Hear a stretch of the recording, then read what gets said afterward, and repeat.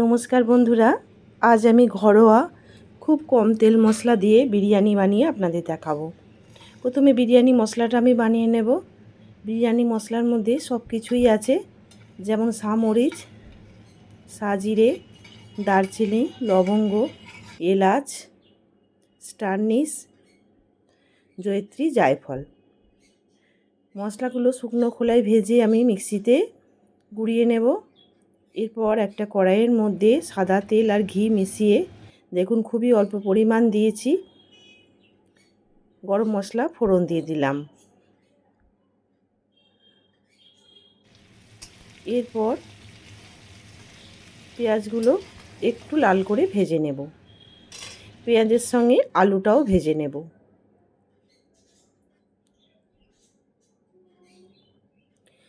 আলু পেঁয়াজ ওদিকে ভাজা হোক, আমি মশলাটা বানিয়ে নিই। আদা, রসুন আর কাঁচা লঙ্কাটা পেস্ট করে নেব।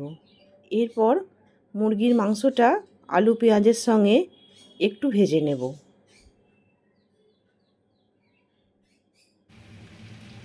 এদিকে ভাতের জলটা ফুটে উঠেছে। চালটা আমি ভিজিয়ে রেখেছিলাম আধা ঘন্টা, তারপরে চালটা দিয়ে দিলাম। আর একটু বিরিয়ানি মশলা দিয়ে দিলাম। গোটা মশলা দিলেও হতো, কিন্তু গোটা মশলাগুলো মুখে পড়ে বলে আমি একটু গুঁড়ো মশলা 1 চামচ দিয়ে দিলাম। চালটা নামাবার আগে 2 চামচ লবণ দিয়ে দিলাম। এখানে 500 গ্রাম চাল রয়েছে।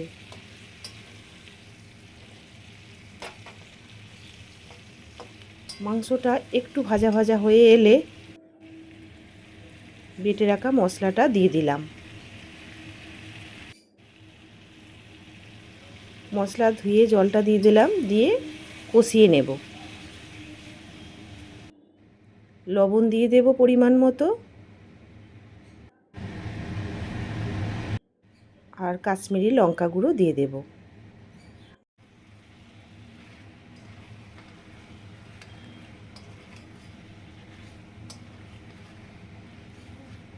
বিরিয়ানিতে খুব ঝাল হলে ভালো লাগবে না, আপনারা পরিমাণ মতো বুঝে কাঁচা লঙ্কাটা দেবেন। এরপর টক দই দিয়ে দিলাম মাংসের মধ্যে। আর একটু কষানো হয়ে গেলে বিরিয়ানি মশলাটা দিয়ে দিলাম।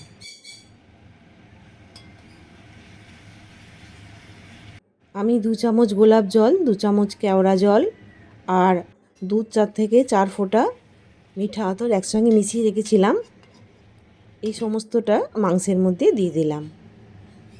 ভাতটা প্রায় 70% মতো সিদ্ধ হয়েছে। ছেঁকে নিয়ে আমি মাংসের ওপর দিয়ে দিলাম।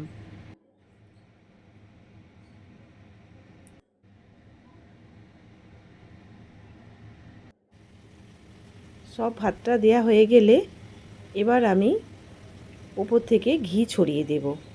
আমি খুব কম পরিমাণে ঘি দেব, এই 1 চামচ মতো ঘি একটু ওপরে ছড়িয়ে দিলাম। আর সামান্য মশলাও ছড়িয়ে দেব চালটার ওপরে।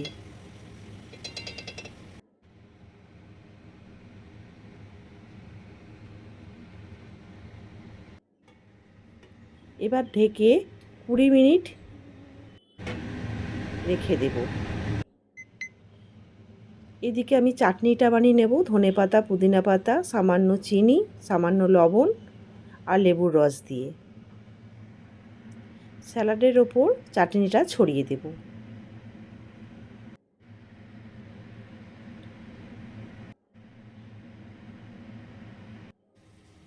কুড়ি মিনিট হয়ে গেছে, স্টিমে রেখেছিলাম 20 মিনিট। 20 মিনিট পর বিরিয়ানিটা আমার একদম রেডি হয়ে গেছে।